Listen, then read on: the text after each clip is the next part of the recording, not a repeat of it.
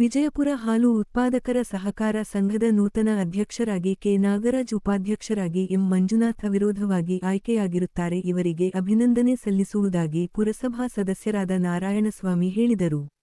ವಿಜಯಪುರ ಪಟ್ಟಣದ ಹಾಲು ಉತ್ಪಾದಕರ ಸಹಕಾರ ಸಂಘದ ಅಧ್ಯಕ್ಷ, ಉಪಾಧ್ಯಕ್ಷರ ಚುನಾವಣೆಯಲ್ಲಿ ಅಭಿನಂದನೆ ಸಲ್ಲಿಸಿ ಸುದ್ದಿಗಾರನಿಗೆ ಮಾತನಾಡಿ, ಸಂಘದ ಅಭಿವೃದ್ಧಿಗೆ ಸದಸ್ಯರು ಶ್ರಮಿಸಬೇಕು, ಹಾಲು ಉತ್ಪಾದಕರಿಗೆ ಉತ್ತಮ ಸೇವೆ ಸಲ್ಲಿಸುವ ಕಾರ್ಯಗಳನ್ನು ಮಾಡಬೇಕು ಎಂದರು. ನೂತನ ಅಧ್ಯಕ್ಷ ಕೆ ನಾಗರಾಜ್ ಮಾತನಾಡಿ, ಹಾಲು ಉತ್ಪಾದಕರ ಸಹಕಾರ ಸಂಘಕ್ಕೆ ಮುಂದಿನ ಅವಧಿಗೆ ಉತ್ತಮ ಕೆಲಸ ಕಾರ್ಯಗಳನ್ನು ಮಾಡುವುದಾಗಿ ಹಾಗೂ ಉತ್ಪಾದಕರಿಗೆ ಯಾವುದೇ ತೊಂದರೆಯಾಗದಂತೆ ನೋಡಿಕೊಳ್ಳುವುದು ನನ್ನ ಜವಾಬ್ದಾರಿ. ಸಂಘದ ಸದಸ್ಯರ ಎಲ್ಲರ ಸಹಕಾರದೊಂದಿಗೆ ಸಂಘವನ್ನು ಮುನ್ನಡೆಸಿಕೊಂಡು ಹೋಗುತ್ತೇನೆ ಎಂದರು.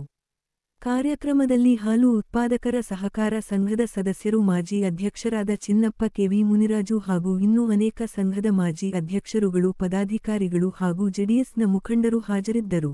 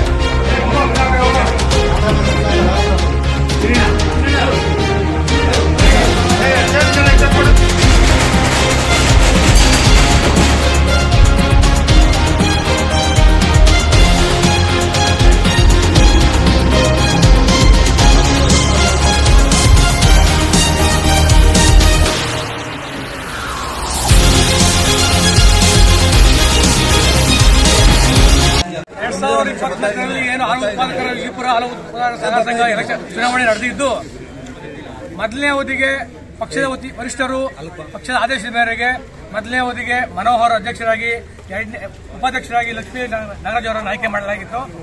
ಎಲ್ರಿಗೂ ಅಧಿಕಾರ ಸಿಗಲಿ, ಎಲ್ರಿಗೂ ಅಧಿಕಾರ ವಂಚಿತರಾಗಬಾರದು ಅನ್ನೋ ಉದ್ದೇಶದಿಂದ ಎರಡನೇ ಅವಧಿಗೆ ನಾಗರಾಜು ಅಧ್ಯಕ್ಷರಾಗಿ, ಕೆ ನಾಗರಾಜು ಅಧ್ಯಕ್ಷರಾಗಿ, ಉಪಾಧ್ಯಕ್ಷರಾಗಿ ಮಂಜಣ್ಣನವರನ್ನ ಪಕ್ಷದ ವರಿಷ್ಠರ ಆದೇಶದ ಮೇರೆಗೆ ಮಾಜಿ ಶಾಸಕರು ಅಲ್ಲಿ ನಮ್ಮ ಅಧ್ಯಕ್ಷರ ಮುನೇಗೌಡರ ನೇತೃತ್ವದಲ್ಲಿ ಮಾತುಕತೆ ನಡೆಸಲಾಗಿತ್ತು. ಅದರ ಆದೇಶದಂತೆ ಇವತ್ತು ಕೆ ನಾಗರಾಜು ಅವರ ಅಧ್ಯಕ್ಷರಾಗಿ, ಎಂ ಮಂಜಣ್ಣವರನ್ನ ಉಪಾಧ್ಯಕ್ಷ ಆಯ್ಕೆ ಮಾಡಿದ್ದೀವಿ. ಏನು ಮುಂದೆ 4 ಅವಧಿಗೆ ನಾವು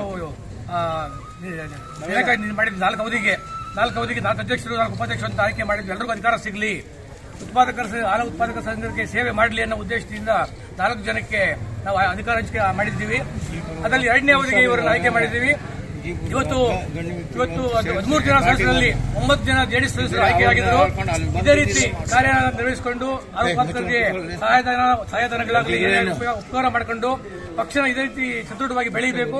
ಮತ್ತೆ 13 ಜನ ಆಯ್ಕೆಯಾಗಿ ಮಾಡುವಂತಹ ನಿಟ್ಟಿನಲ್ಲಿ ಕೆಲಸ ಮಾಡಬೇಕು ಅಂತ ಅಧ್ಯಕ್ಷರಿಗೆ ಆದೇಶ ಮಾಡ್ತಾ, ಉಪಾಧ್ಯಕ್ಷರು ಎಲ್ಲರೂ 13 ಜನ ಒಗ್ಗೂಡಿಸಿಕೊಂಡು ಒಳ್ಳೆ ಕೆಲಸ ಮಾಡಿ ಹಾಲು ಉತ್ಪಾದಕರಿಗೆ ಯಾವುದೇ ಕಾರಣಕ್ಕೂ ತೊಂದರೆ ಆಗಬಾರದು, ಅವರಿಗೆ ಒಳ್ಳೆ ಕೆಲಸಗಳು ಮಾಡಿಕೊಟ್ಟು ನಮ್ಮ ವಿಜಯಪುರ ಹಾಲು ಉತ್ಪಾದಕ ಸಂಘಕ್ಕೆ ಮತ್ತು ಪಕ್ಷಕ್ಕೆ ಒಳ್ಳೆ ಹೆಸರು ತರಲಿ ಅಂತ ಹೇಳ್ತಾ ನಾನು 2 ಮಾತು ಮುಗಿಸ್ತಾ ಇದ್ದೀನಿ.